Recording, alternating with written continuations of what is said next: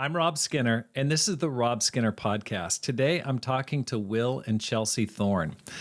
Will and Chelsea lead the Boston campus ministry that had over 100 baptisms last year. It's amazing what's happening here in the Boston campus ministry. And a few years ago, I was talking to Kevin Miller. I think they were down to like 60 disciples in the entire Boston church. And now it numbers in the hundreds. So find out what they're doing, how they got here today on the Rob Skinner Podcast.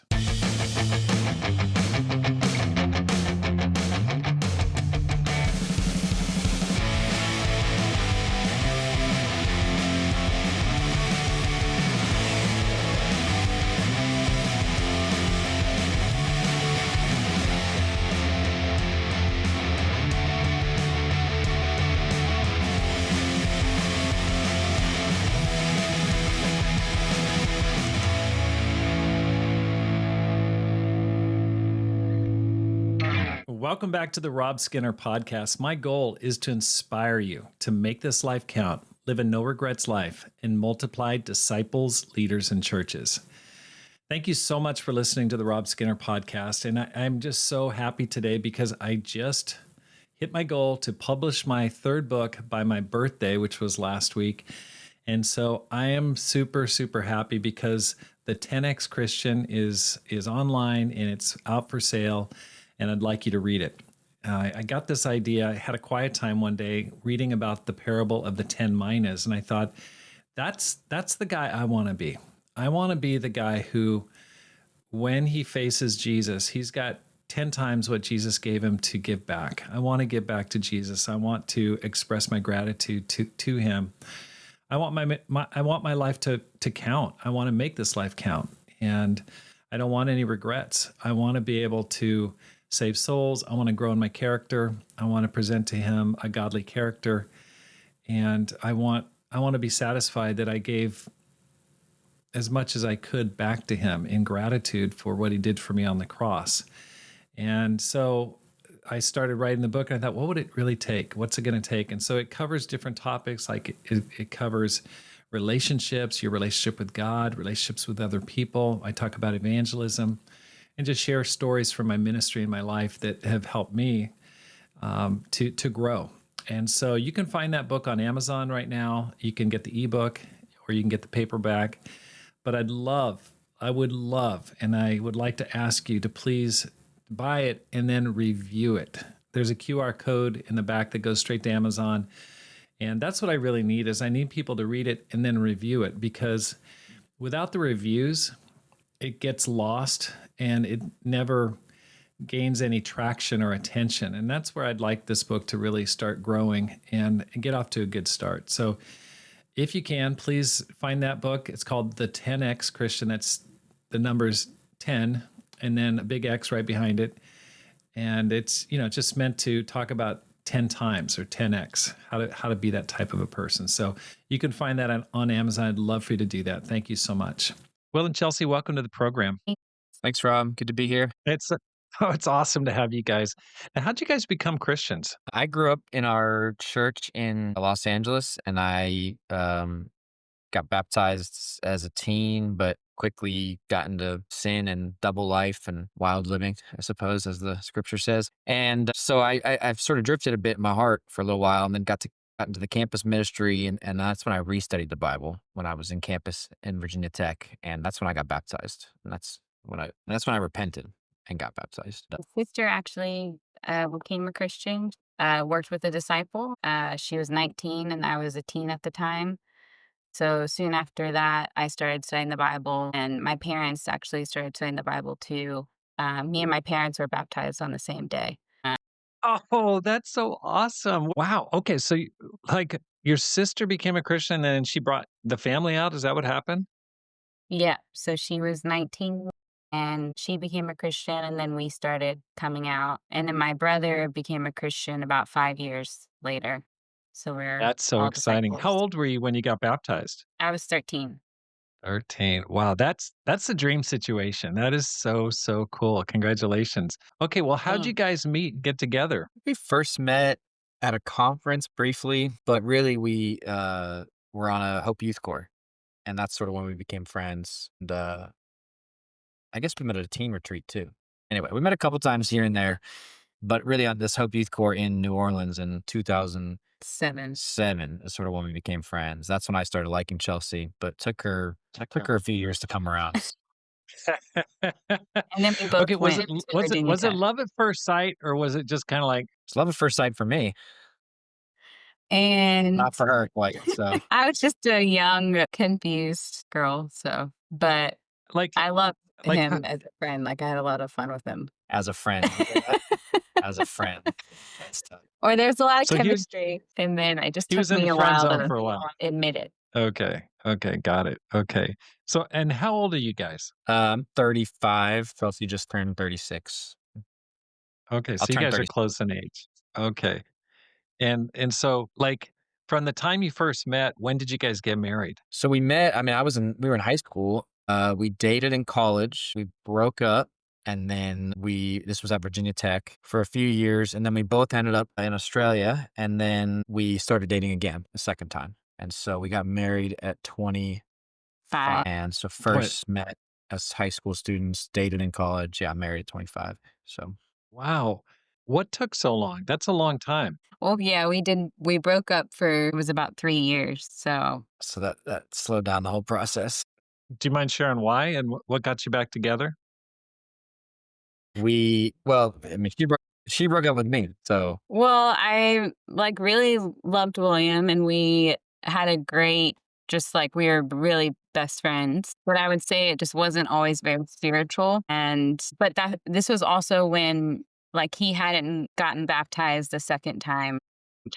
You know how he shared he got converted as a teen, but then realized, okay, he didn't really ever become a Christian. So part of that time we were actually dating, and there was just things that I felt like the spirit was like, something's off here. But it took me a while to break up with him, but I did eventually. And then later, that's when he, got repented and got baptized. Wow, that must have been tough for you, Will. Like tell me about what were those 3 years like? it was tough. It was tough when she broke up with me, but it also was kind of one of the things that really spurred me to like, all right, what's going on with my life here?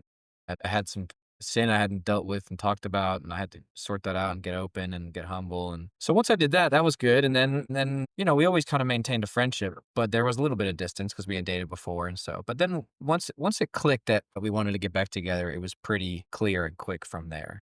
But I definitely it was a little refining time for me. I mean, it was a sorting out my faith time. It was a getting saved moment. So that's kind of a big deal. Couples that are like struggling in their relationship, there's issues going on, hidden sin, purity issues, struggling. Any advice you'd give them, like how to navigate through those times? I would say you just got to get open. You got to talk. You got to get help. I think for me, some of this hidden stuff I had, mine was kind of partying and drugs and drinking and all sorts of stuff. But I was scared to talk about it. I was scared to be real. But we're very grateful for the Versells. They helped us a ton. Forrest and Mandy, particularly in that time. Forrest helped me a lot. He was a great friend and discipler. Helped me figure all that out. So, but I had to say I gotta talk. I gotta get open. So, I mean, it's painful in the moment, but you have to do it. It pays dividends. If you don't do it, it's horrible. Yeah, and I would say just having spiritual advisors in your life, because I think for me, I had a lot of doubts, but I think it was hard for me to like actually break up with him, and it was just helpful to be able to talk to the sisters, talk to the Versells, and I think I had to listen to the spirit, and that something, yeah, wasn't quite right, but I definitely had people in my life that I was able to talk to, and even us together, that I think really helped us. That's amazing. I'm so impressed, Chelsea, that you had the guts just to break it off. That must have shocked Will. That must have like kind of blown his mind a little bit. How'd you get it together to just go, nope, this is over? It did take me some time. Was there like a certain event? Was there like a turning point, or was it just kind of like, I think it was just like, yeah, it did take me some time because I really did love him and did want it to work. But I think because the doubts just weren't going away, I finally was like, okay, I really need to decide. I took like maybe a week or so, and I just would just go out and pray and really wrestle with God. And I really felt like clearly like, no, this is what I need to do. And I people would always, be like, it's you have to make the decision because I would kind of want someone to just tell me, like, yeah, you should Right. do this. You Exactly. should. Right. But then I really just had to go to God and I felt like it was really clear, even though it was tough. Yeah, very tough. When you broke up, was there like a secret pact, like, hey, when the clouds are passed over, we're going to get back together? Or was just like open ended? No, it was open ended. It was like, we kind of went our separate ways for a little bit. Wow, that's scary. That is so painful. I find it interesting because a similar situation happened for me. I was dating a girl and just about to get engaged, crazy in love with her. And this was in college. And I just thought, I'm like one step away from asking her to marry me. And then I just started doing bad spiritually. There's a lot of pride in my life. There was a lot of sin, just was kind of tanking spiritually. And I don't think anyone told me I needed to break up or I should break up. I just think maybe someone hinted at it or like said, well, maybe you might want to think about just kind of getting a relationship with God straight first. I go, that's probably pretty good advice. And so I broke it off with her. And, I think I was thinking I'm going to do better and then get back together, because I really was just nuts about her. And I think she thought that too, but it didn't work out. We never got back together. When I repented, which is about 6 months later, my feelings had changed. I just wasn't in the same place before, and so that opened the door for me to meet Pam and marry her. But I just go, wow, it's scary. I Yeah. really commend you guys. So, okay, so you guys got married at 25. What year was that? 2014. Oh, that's great. It's all's well that ends well. So you first met in 2007. 8 years later, you guys got married. Okay. Now, Will, I want to ask you because I've heard your dad's name many times over the years. Okay. His name's William too, right? Isn't it Bill Thorne? Are It's you John. junior? Oh, John. Okay. Well, that's embarrassing. But anyway, I still have heard his name a whole bunch of times. Can you talk about what he does and in the kind of family you come from? Sure. He does nothing right now. He is a grandfather. He does a lot. He does a lot. He's retired. He was an accountant by trade. His family owned a candy company when he was growing up, and they sold it, I think, when he was about my age or a little younger, probably when he was about 30. And so he was able to So retire early. early. But then he went and worked for the church as an administrator for several years in LA. They moved to LA when everyone did in 1991 or something. And Yep. worked as an administrator there for a while and then retired again. And then later went back to work for a friend who started an insurance company. And so he's kind of been in and out of work. But after they sold that company, they were sort of financially stable. But he did a lot of admin work for the um, ICOC kind of probably mostly in the 90s, I think probably 10 years or something like that, 10 to 15 years. Um, Okay. So Back when he the worked LA with church like had an office downtown. Keith Rose and that crew, Yeah. Tom McCurry. Yeah. Yep. Okay. Okay. So I know I've heard that name. And the guys lived in Brentwood or in Santa Monica area? Yeah. Grew up in Brentwood. Yeah. Lived there almost my whole life. I moved there when I was about 2 or so. Yeah. Grew up there. Now, I want to dispel any rumors because here's what I heard. I know you know my oldest son, David. He said that you guys lived across the street from the house that was the Brady Bunch house in the TV show that from the late 60s, the Brady Bunch. Is that true or not? Is that just urban myth or is that reality? That is an urban legend, but But it was the house from Modern Family. yeah, That not the was Brady Bunch. That's Modern Family, one of the houses was across the street from us. okay. So we debunked that myth. It was not okay. You heard it on the Rob Skinner podcast first. It was not the Brady Bunch house. It was the Modern Family house. Okay, big difference. Okay, great. All right. So you guys got married in 2014. What have you guys been doing since then? Like where have you guys gone? Can you give us like the short rundown of your career from then until now? I started in the ministry 2012 in Virginia, so before we were married, and then the Versells, who were leading the church in Virginia we were in, moved to Sydney to lead the church in Sydney, and I was graduating, and Chelsea had graduated, and they said, "Why don't you guys come do a 1-year challenge? we weren't dating at the time, but we had both worked with them, and they were trying to get a crew of people. So there ended up being, I think, about 8 people that came that first year, 2013, January. We moved to Sydney and had a 1 year challenge kind of crew together, and worked with the campus and teens and professionals and helped the kind of young people ministries there as the Vercells and Fontenot's had just moved to Sydney. And after a couple months, Forrest knew I wanted to do the ministry. I went there, got a part-time job and was helping with the campus. And then after a few months, he said, "Hey, I think we got the finances sorted that we can hire you full time." And I was grateful because that's what I wanted to do. So I quit my other job and then went in the ministry there, about 5, 6 months into that first year in Sydney. I was leading the campus, and then, yeah, that was 2013, and then we stayed in Sydney from 2013 to 2023. It was close, ended up being close to 11 Wow. years we were there. That's a long time. Oh my gosh. Yeah. We did a lot of different Okay. things, which kept it pretty fresh. The first 2 years I did campus ministry, then we got married, and then we switched to teens, and then we led a region, the South region, and then we did that for a few years, and then we shifted to the West region. Did that for a few years, then we went to the North region, and then we led the church, and so there was kind of it's something that kept it fresh every few years, couple Mm. different spots within Sydney. Okay. I don't detect any Australian accent. What happened? Yeah, I think that I'm happens when you're younger. So unfortunately, I'm just turning it off for the podcast. Not But you had one. You spoke with one when you were there. I'm assuming. not really. no, everyone Not knew we were American right away.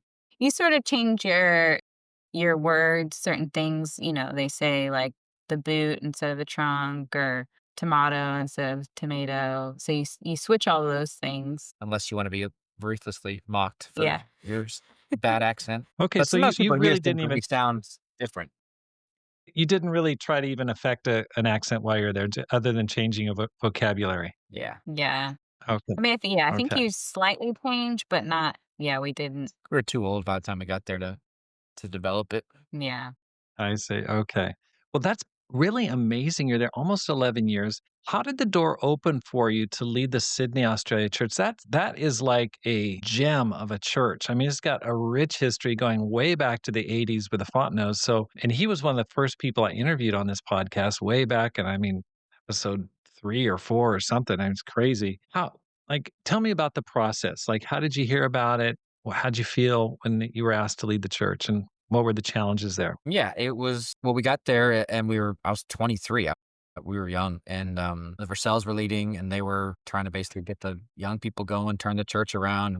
It was about 160-ish when we got there. So they led it for a few years and that was awesome. And we were basically campus ministry that whole time and then teens. And so that wasn't even a thought in our mind. I was just, you know, young, getting married, having fun in the ministry. They left, they went to Birmingham from there. And then the Fontenot's led the church after them. And that's when it sort of became a little more like, okay, I looked around the staff and it was like Mike and me.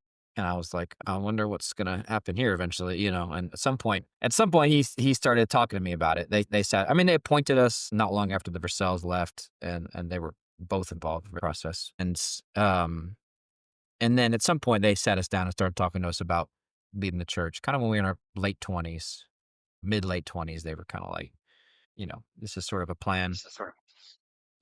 So, and then they passed it off to us and they stayed there for a couple years. And then, which was helpful that they were there on staff, sort of transitioning into retirement before then they moved to Perth. So that's kind of how the process happened. Yeah, I mean, I guess we had just been there for so long and yeah, did the, teens campus. We're in all the different regions. And yeah, the Fontenot's were, yeah, training us and, talked to us about leading the church. And I think it felt like a pretty natural progression. yeah, Right.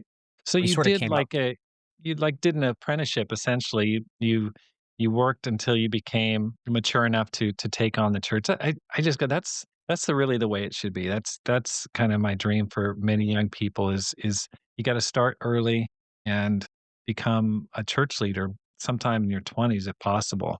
Don't make it too late. Yeah. What were some of the highs and lows of leading a church like that while relatively young?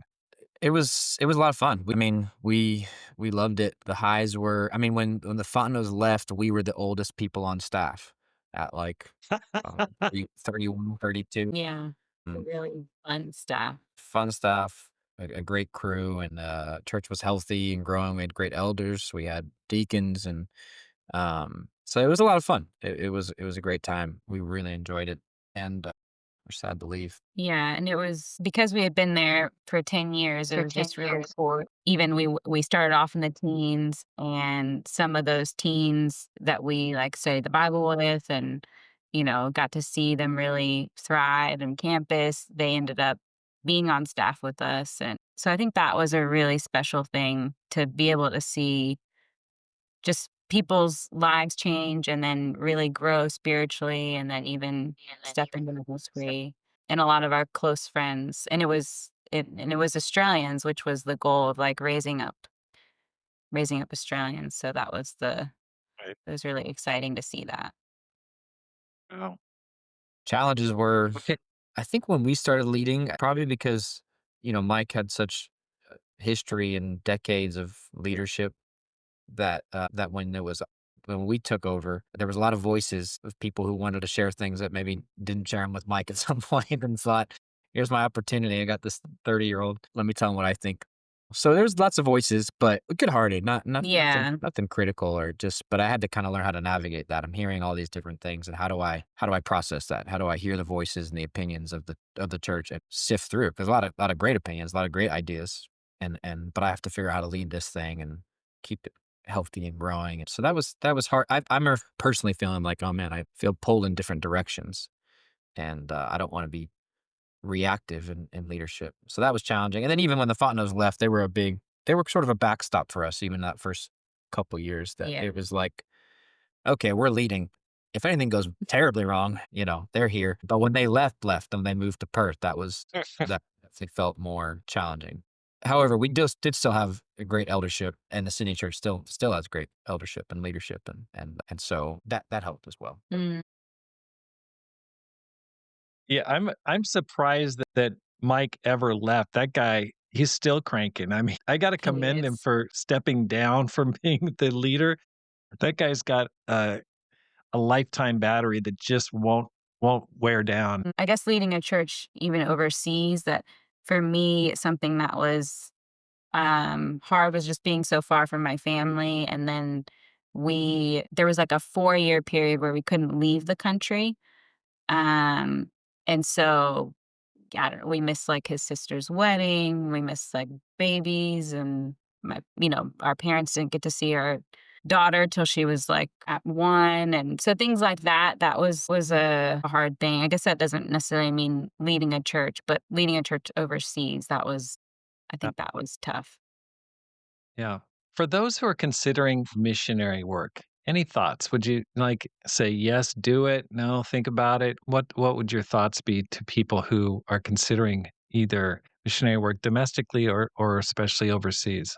Do it, go for Yeah, it. it was We're oversaturated in America, I think, truthfully. So I think that there's so much to the world. We have in our fellowship, we have a single church in a country of millions, or not even that. I mean, there's countries we don't even have churches where there's 10 million people, and I think there's a lot left to do.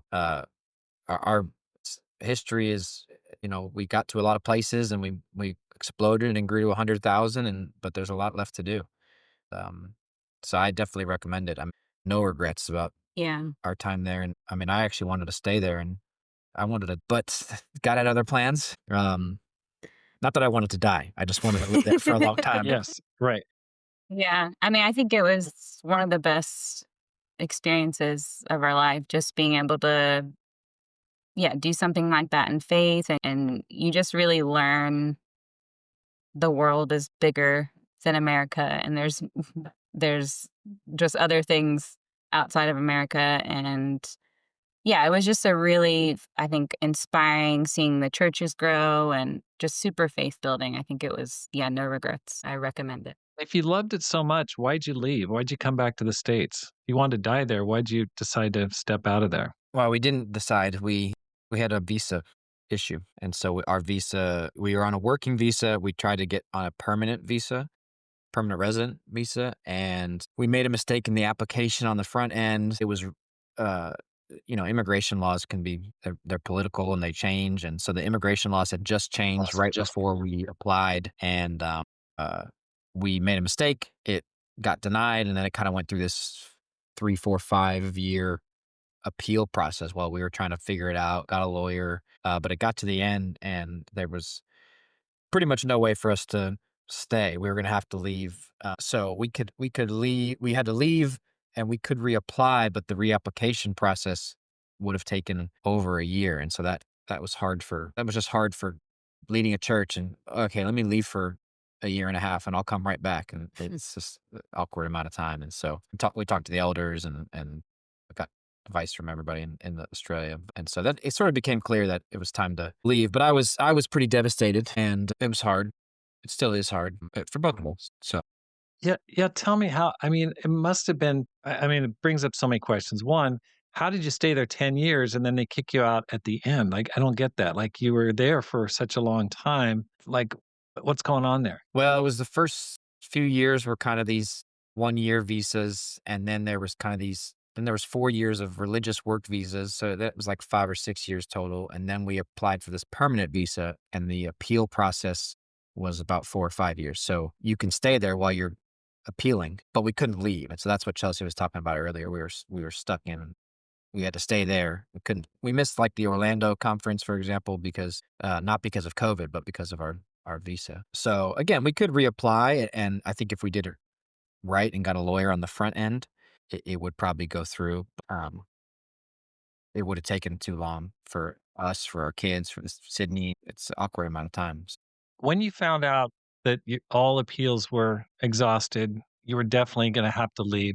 Tell me how you reacted. Not well. I was pretty upset. I was sad. I was sad. I was hurt. We tried to figure out what we could. Is there another way to make this work? We kind of went through every, for sure for me, I was trying to do everything. I had this idea that why don't we leave Australia and we'll spend, a few months in New Zealand, help the church there, a few months in Papua New Guinea, help the church there, a few months in Fiji, help the church there while we wait for this visa, and then we'll come back. And we talked to the elders about it, and they basically were like, I don't think that's a great plan. And I was upset, but I understand, and I agree. I don't think it was sort of a crazy idea. We had 3 kids, like under 5 years old, 6 years old, and they were starting to get into school, and then you also don't even know how long it's going to take. I mean, those visas sometimes they say, oh, it'll be 18 months, but it turns into 3 years or something. So it was hard for me, and I don't think I always handled it well. I was hurt and not really. I mean, it got not at anyone in particular, at God, I suppose, but I was kind of frustrated or discouraged, or um it was part of it was the dream of, started leading the church. We'd done it for a few years. We loved it. We just sent out a church planting the year before. It was friends, Ben and Brooke May went to Newcastle, which you haven't interviewed them. You should interview them. Is that the planting that's just up the road from Yeah. Yeah. Sydney? 2 hours I north. interviewed him. What a great guy. Those guys, there's a cadre of young guns that are just awesome in Australia. I mean, just cranking. It's so cool. So that must have been tough for sure. Yeah, Yeah. it was tough leaving all them. So, but I keep up with them for sure and stay in touch, talk to them. I probably talk to one of them every week or so. Yeah.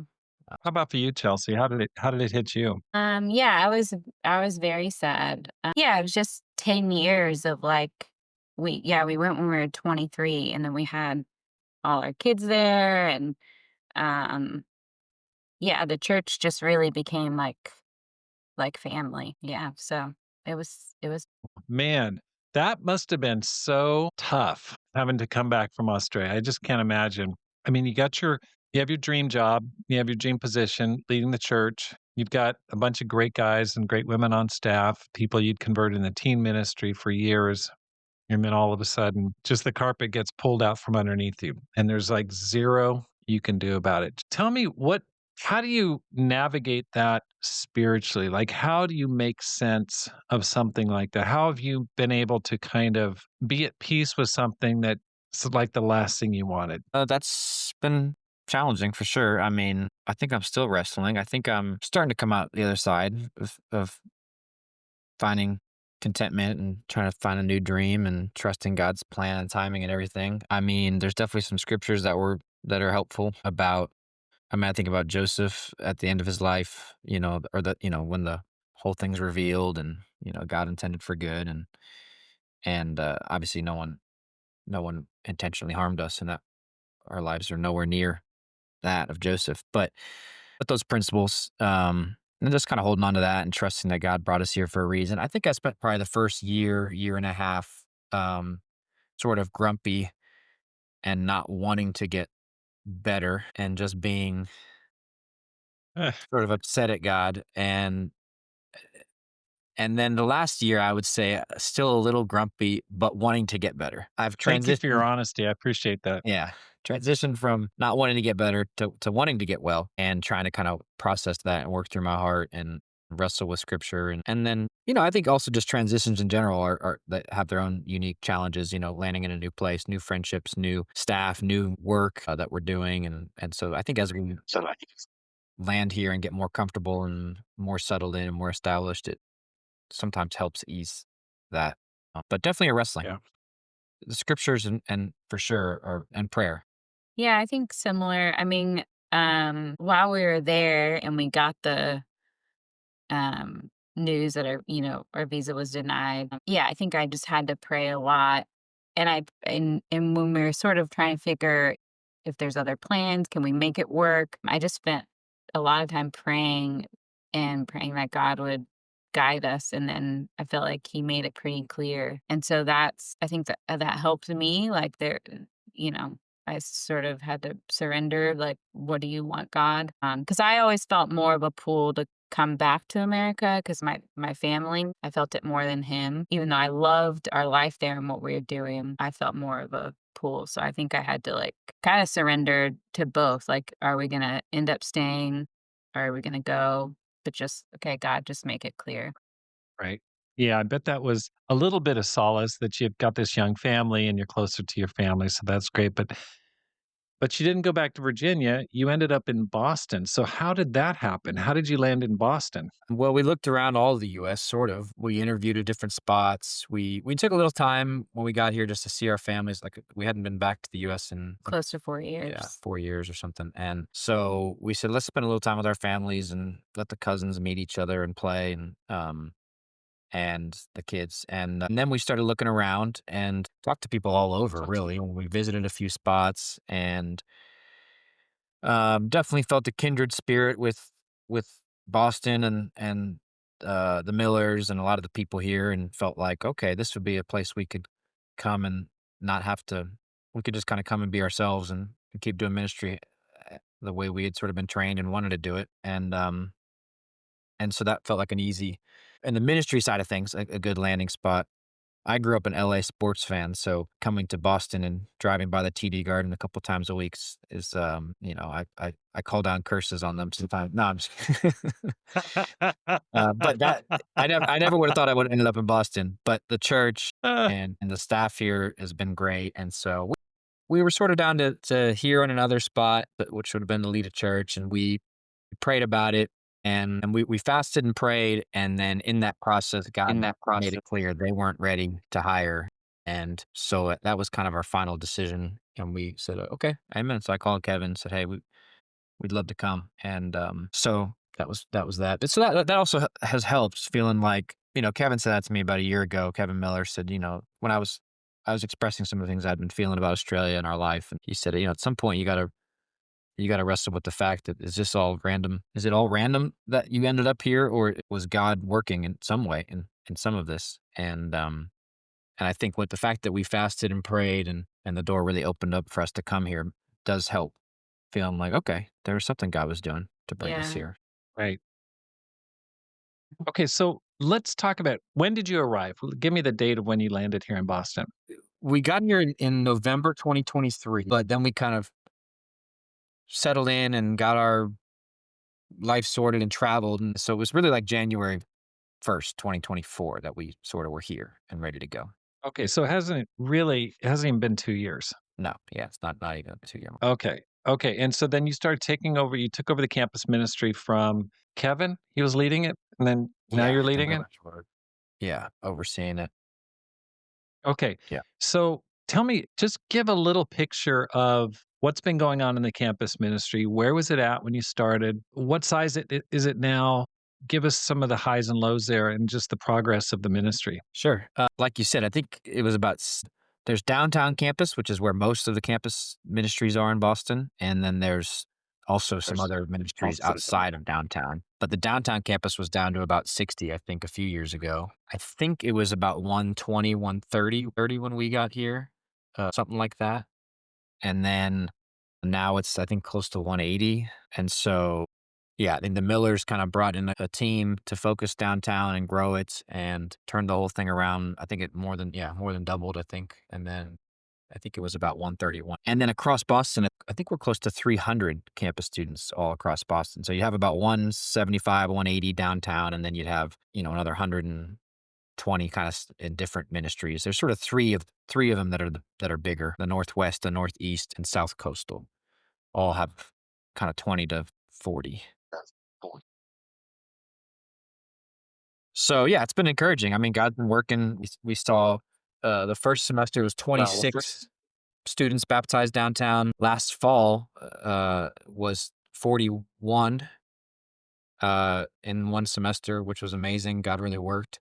And then the spring was, I think, 38, 39. And so we're praying for 50 this fall downtown. We'll see how that goes. It's definitely a stretch of faith. We also sent out quite a few people, but we got a great team. We've sort of replenished from within. The Bartuas are phenomenal, grown UMass incredibly. UMass Boston, that's done a great job. Austin and Mari are about to get married. They've been doing an amazing job with the Fenway schools. And we've got some 1-year challengers that have graduated or that have graduated and now are in the ministry. Michael Adolphus is doing a great job. He's one of our staff guys too. And so just got a great team and that the Millers pulled together and now it's kind of shifted and changed and some people have been sent out. And so it's fast moving. It's exciting. Everyone's dreaming and wanting to grow their space now and then dreaming about where God will take them in the future. And so we're trying to grow it here and then really put our heads down and train leaders and be ready so that when calls come, first and foremost, kind of the rest of Boston, we can have leaders ready to go. So we just sent one of our young guys who just graduated from UMass Boston to the metro region.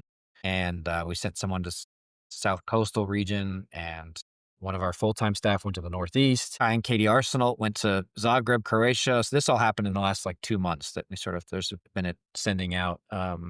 And that's sort of our focus and goal is obviously growing it, but increasing the number of people that are dreaming for the ministry and are ready and trained. And, there's just tons of spots that need that. And our slice of the pie that we're responsible for is New England and Europe. And so we're trying to get people ready. Yeah. We had a family group leaders meeting on Sunday and they were going over the 2030 plan. And this was a conscious decision on the part of the leadership of Boston to really focus on reviving the campus ministry. And I remember Kevin talking about this when he came to my climb conference 2 years ago in Dallas. And he just talked about how, just start at 60 and just trying to get it revived and really pouring the attention in there so that young leaders can go rise up and then go back and revive the larger suburban ministries that circle the Boston area. I just thought it was a brilliant idea. It's a great long-term plan and it's working. And that's what's really cool. It's not just getting resources poured endlessly into the campus ministry, but those leaders, those young leaders and strong disciples are going back out into the suburbs, building families and really providing, firepower for the church. Really cool to see. Very great, especially because the church here is 50 years old. I mean, it's like an old church, been around forever, a lot of older disciples, and you see the church reviving. And that's what I find really interesting and exciting. So that's great. What's your secret sauce, you guys? Many kingdom kids fade or drift away. I mean, Will, you had your challenges. Many disciples simply stagnate. But, you came back. You just decided, okay, I'm going to go back in and I'm going to recommit to God. And you guys really went through a tough period of 3 years where you weren't even together. Why? Okay. Can you talk a little bit about that?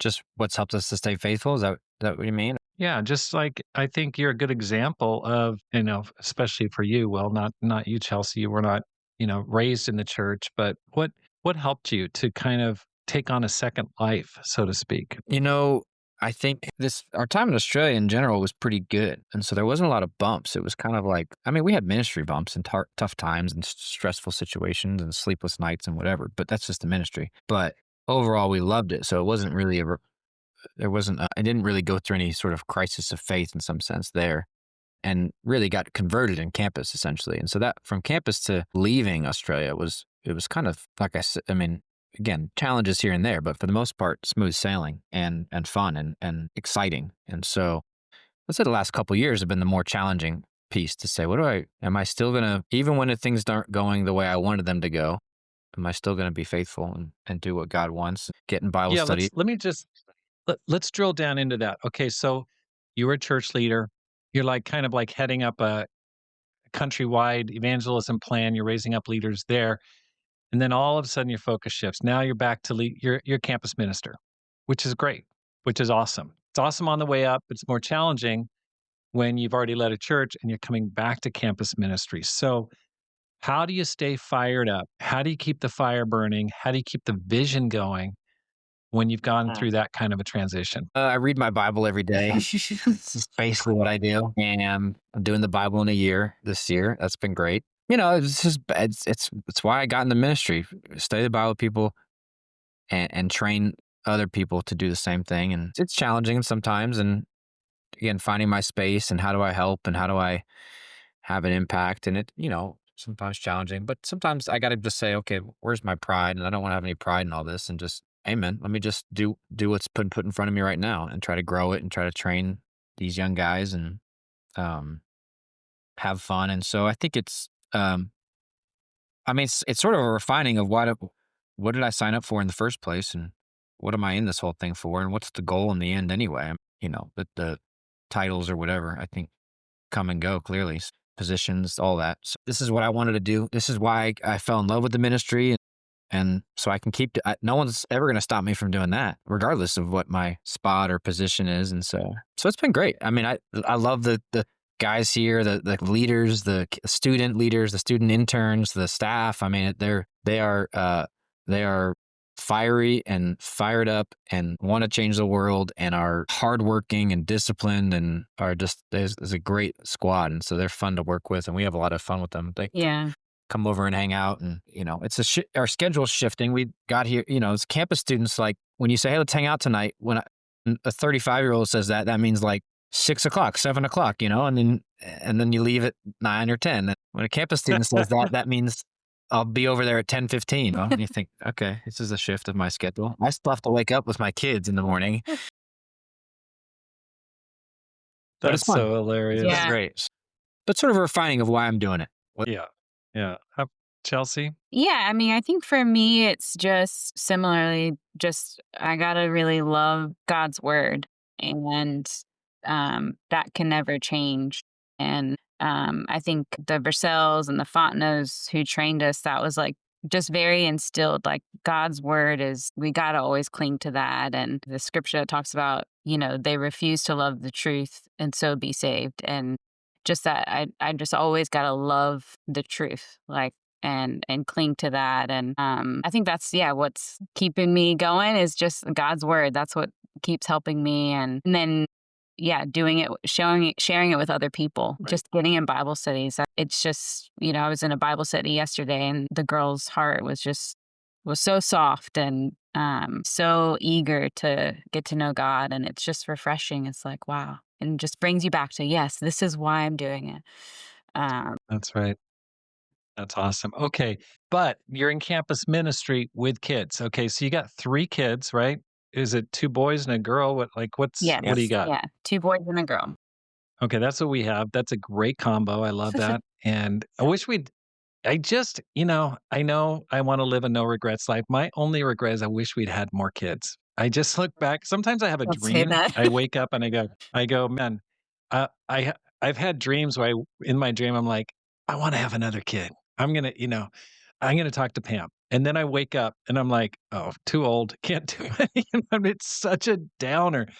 And we were having kids when I was in Japan. And, having 3 was much larger than the average there in Japan. But Dang, I just wish I had more. I tell my kids, please have 6 each. I want 18 grandkids. But anyway, that's totally beside the point. You've got kids. Chelsea, what's it like having kids? How old are your kids? And how do you manage it? You've got 50 campuses in the Boston area. How do you keep your heads screwed on straight with all that responsibility? Yeah, I mean, I think, yeah, it's our role is kind of, more focused on the training of the campus ministers. And so it's not like I'm like on campus every day or, that's not really happening. So I think it's really like for us, like we focus on really training other people and raising other people up. And the more people who raise up and that helps take care of the body. And so I think I try to focus on that. I would say like training the young people and getting times with them and and then of course being in Bible studies. I don't want to ever get away from doing that. Yeah, Yeah, I mean that's it, good. it can be overwhelming. Like, yeah, the kid, 3 kids is a lot. And but yeah, I think we work as Yeah, a team as well. That really helps. Just really working together, communicating a lot. Feel like we're in it together. So that makes a yeah, difference. Our kids are yeah. 8 I think that's a and 6 and 4. 8, 6, and 4. Okay, 2 boys, 8 and 6, and then a girl who's 4. Yeah. Is that right? Okay. And I know that one of your sons just had a recent diagnosis. Can you talk about that? Yeah. Um, in March, our son was diagnosed with diabetes type 1. We had no idea really anything about it until then. He was a little bit sick. We weren't sure what it was. He was kind of lethargic. He was going to the bathroom a lot. Nothing really that seemed crazy. But was very like weak. That was probably more alarming. Yeah, he Yeah. was weak. He would like ask us to carry him up the stairs, but you're always trying to figure out like sometimes kids are just being kids and complaining. And so we missed a couple days of school, and then eventually the school nurse sent him home. And on a Friday, I picked him up, and she said, I don't know, something's off with him, and if you can't figure it out, take him to the doctor tomorrow. And so we said, okay, took him home. That was a Friday. Saturday morning, Chelsea took him to the doctor, and I was home. I was about to preach on Sunday, so I was home, and we were watching our nieces and nephews for the weekend. So I had like 4 or 5 kids at home, trying to write a sermon for the next day. Chelsea took him to the doctor. They tested his blood sugar, and it was so high that they said we got to call an ambulance right now because this is dangerous. Called DKA is what he was in, and so they call the ambulance. Chelsea calls me crying. Oh, It was stressful for sure. And I was home with all these kids, and so they rushed him to the hospital, and then I go. Melissa Miller came over, and Caleb, that which was huge help. They came over, took our kids, watched all the kids here, and I rushed to the hospital, met them there, and then he had to take another ambulance to the children's hospital. So it was about a 24-hour period where it was pretty scary, and he was very weak, and they were trying to get his blood sugar regulated. We got a little more than 24 hours, and then he was just in a lot of pain. And it's obviously just horrifying to see your kids in pain and weak, and they're jabbing him with all these needles and putting stuff in him and trying to get him healthy. And so that was really hard. 24 hours. I was Obviously, I didn't preach that next day. We stayed the night in the hospital. I thought about it, and I called talking to Stuart on the way there. I think I'm mostly done with my sermon. And Stuart said, "What are you talking about, dude? Shut up. I'll preach." And so he's a good friend. But so spent a few days in the hospital, and then he kind of got regulated. And then since then, just been learning how do we navigate this? How do we help him manage it all? And how do we blood sugars in the right range, not too low and not too high? So it's definitely been a challenging. I think we're at the 6 month mark here. So Chelsea, how has this changed your life? Yeah, it's changed it pretty drastically. We in the beginning, we were giving him like 5 to 6 shots a day. You have to, every time you eat, he needs insulin. So we have to count how many carbs he's eating because he needs insulin to cover that. At first you're just like, you're counting all these carbs, you're doing like math. It's really a whole new world. And then you're, jabbing your kid 6 times a day, waking him. We had to wake him up in the night and make sure his blood sugars were test his blood sugars and make sure they're where they need to be. So it was like it was very overwhelming in the beginning. Now he's on an insulin pump. It's still diabetes. It's hard. I think no matter what, but a pump definitely it's better than having to give him injections. And yeah, I would say we're definitely adjusting, but it's something that you kinda have to always be on. Like you're always thinking about like, okay, how many carbs are in this? Does he need insulin now? Okay, he's going low, so he's gonna need sugar to, get up. And being too low is very dangerous. You can have a seizure, or if you're too high, that's what he can go into DKA, which he was in before, which is life threatening. So it's like you're always trying to, you know, avoid those dangerous extremes. Yes, it's a lot. And he's 6, is that right? It's the middle child? He's He 8. he's our oldest. Oh, Yeah, it's he's the our older one. oldest. Okay, and his name is Denton. Denton, okay.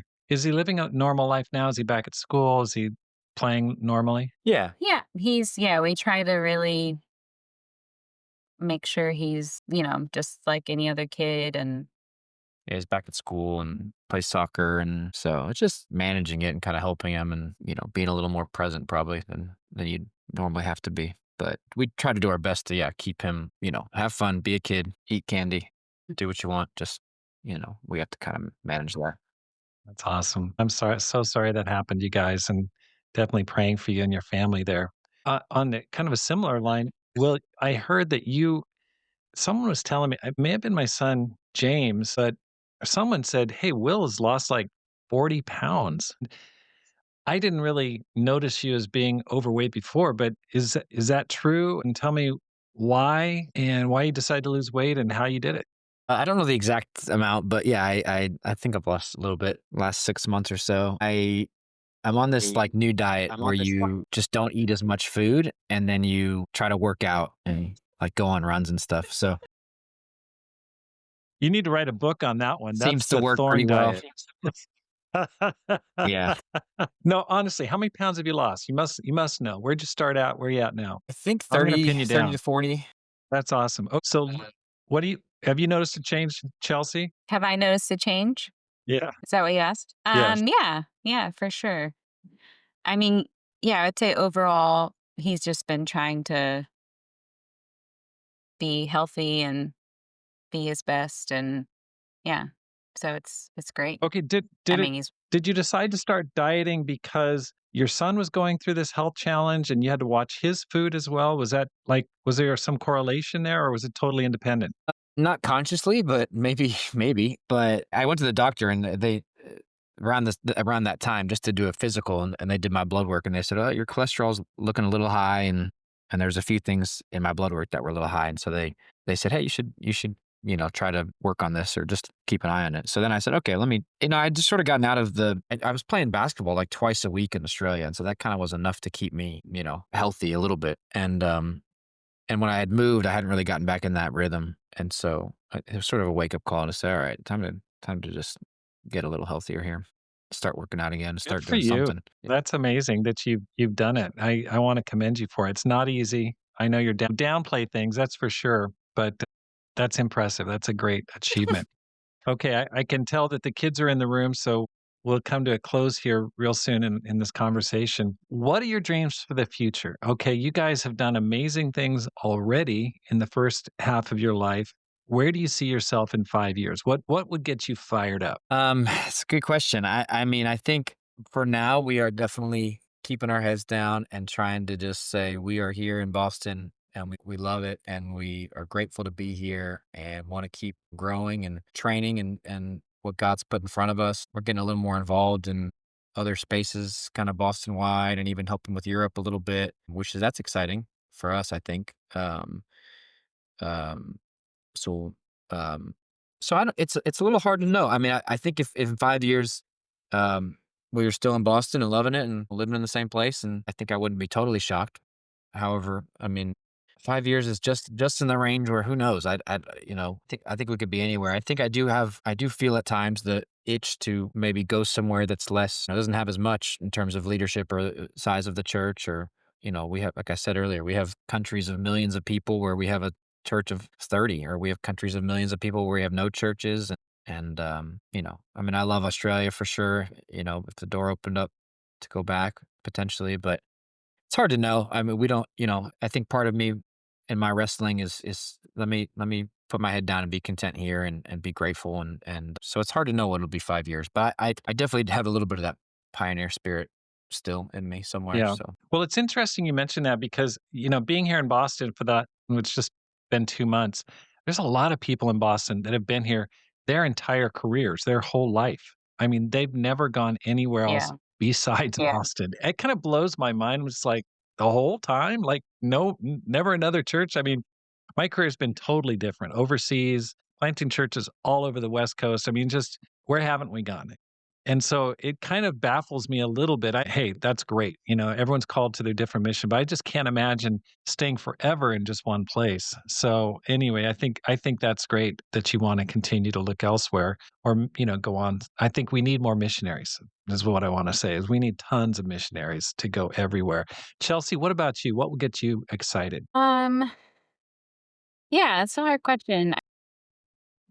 I mean, I think the things I love are like um raising up leaders and helping people become Christians. So like, you know, wherever we are doing that. But I do think, yeah, after experiencing something like Australia, it is hard you do sort of feel an itch of like, yeah, going on the mission field, going overseas. So I definitely have that in me. Sometimes I don't like it. I'm like, no, just I want to stay settled and I Exactly. wanna be comfortable, but yeah, I don't have necessarily a clear vision, but I think I do love what we do and continuing to do that and, yeah, maybe possibly going somewhere else and, yeah, there are so many needs, so, yeah. Sure, sure. What advice would you give to a person who wants to make this life count? the classic Rob question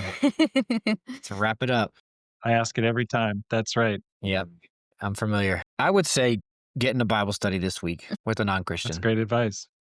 Yeah, and just keep doing that over and over again. yeah, that's And great advice. you'll look back in 50 years and have hopefully dozens or hundreds that you've helped. Yeah.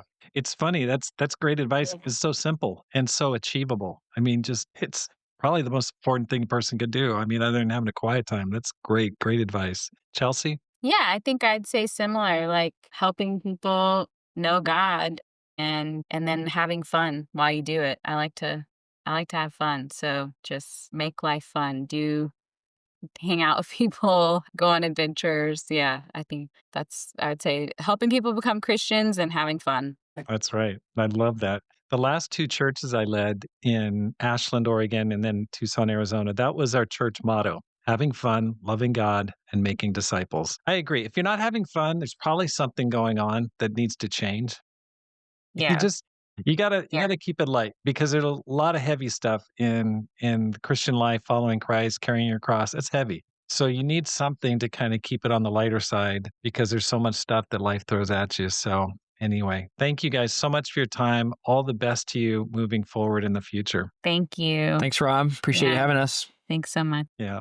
Thanks so much for listening. And here's how you can help the program. I'd simply like to ask you to read the book, The 10X Christian. Just came out. You can find it on Amazon. Please read it and especially give it a review. Give it an honest review. Let me know what you think about it. The QR code for the Amazon review is right in the back of the book.